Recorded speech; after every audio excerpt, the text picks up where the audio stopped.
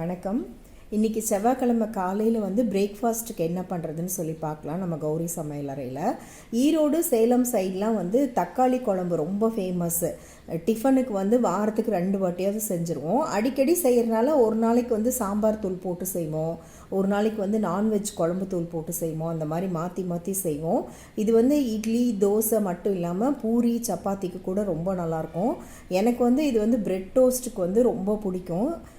இன்றைக்கி வந்து நான் சாம்பார் தூளும் நான்வெஜ் குழம்பு தூளும் சேர்த்து போட்டு நான் செய்ய போகிறேன். வாங்க எப்படி செய்கிறதுன்னு பார்க்கலாம்.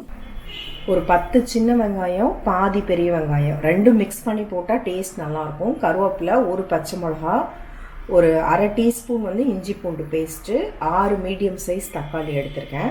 ஸ்டார்ட் பண்ணிடலாம். நல்லெண்ணெய் வச்சுருக்கேன் நான். இதில் கடுகு போட்டுக்கலாம். கடுகு பொரியும் போது பச்சை மிளகா, கருவேப்பிலை, வெங்காயத்தை போட்டுக்கலாம். வெங்காயம் வதங்கினோடனே இஞ்சி பூண்டு பேஸ்ட்டு போட்டுக்கலாம். அதை நல்லா பெரட்டி விட்டுருங்க. அது வதங்கிறதுக்குள்ளே தக்காளி கட் பண்ணிக்கலாம். 2 தக்காளி மட்டும் கட் பண்ணி போட போகிறேன். மீதி வந்து தேங்காயோடு சேர்த்து அரைக்க போகிறேன். மீதி 4 தக்காளியை.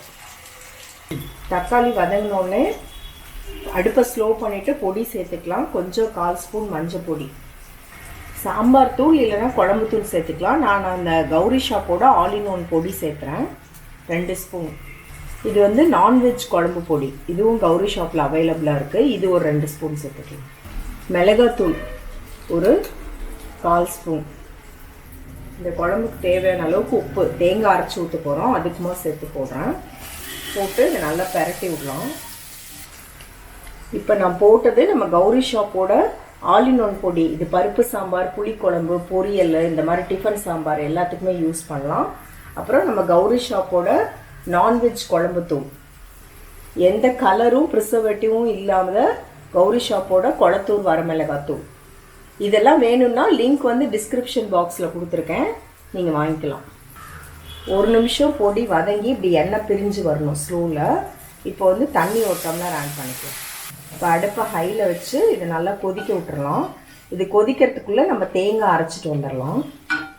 ஒரு 2 கை தேங்காய், ஒரு 2-2.5 கை அளவுக்கு தேங்காய், 1 கை பொட்டுக்கல்ல. இது 2ஐயும் மிக்சியில் சேர்த்துட்டு இந்த 4 தக்காளியும் சேர்த்துட்டு ஒரு நைஸான பேஸ்ட்டாக நம்ம அரைச்சி எடுத்துக்கலாம். தேங்காய், பொட்டுக்கல்ல, தக்காளி போட்டு கொஞ்சம் கருவேப்பிலை, கொத்தமல்லியும் ஃப்ரெஷ்ஷாக போட்டுட்டு இது ஒரு பேஸ்ட்டாக அரைச்சி எடுத்துக்கலாம். இது நல்லா ஒரு 5 நிமிஷம் கொதிச்சிருச்சு. இப்போ கொஞ்சம் கொத்தமல்லி சேர்த்துக்கலாம்.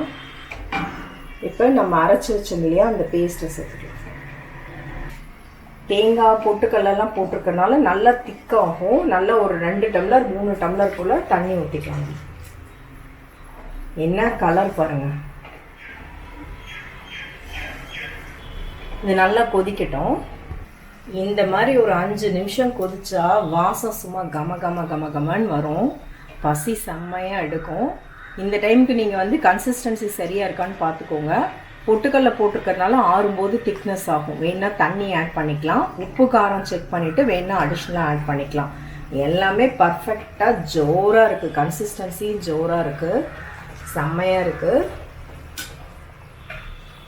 ஃபைனல் டச்சாக கொஞ்சம் ஃப்ரெஷ்ஷு கருவேப்பிலை, கொத்தமல்லியை போட்டுட்டு நல்லா ஒரு கலக்கிட்டு ஆஃப் பண்ணிட்டா நம்ம சேலம் தக்காளி குழம்பு செம்மையாக ரெடி ஆயிடுச்சு.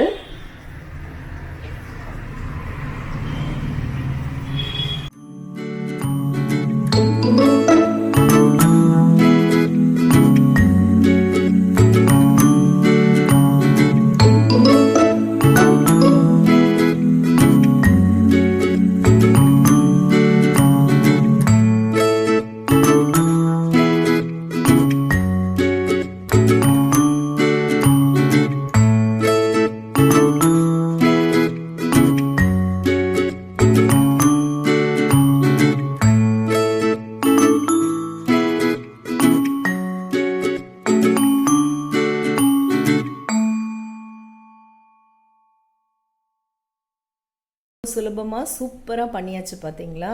இது சுட சுட இட்லி மேலே போட்டு சாப்பிட்றதுக்கும் ரொம்ப நல்லாயிருக்கும். பிரெட் டோஸ்ட்டு, பூரி, சப்பாத்தி, முட்டை தோசை எல்லாத்துக்குமே நல்லாயிருக்கும். இந்த ஸ்டைலில் கண்டிப்பாக ட்ரை பண்ணி பாருங்கள். எப்படி இருக்குன்னு உங்கள் ஃபீட்பேக்ஸ் கமெண்ட் ஷேர் பண்ணிக்கோங்க.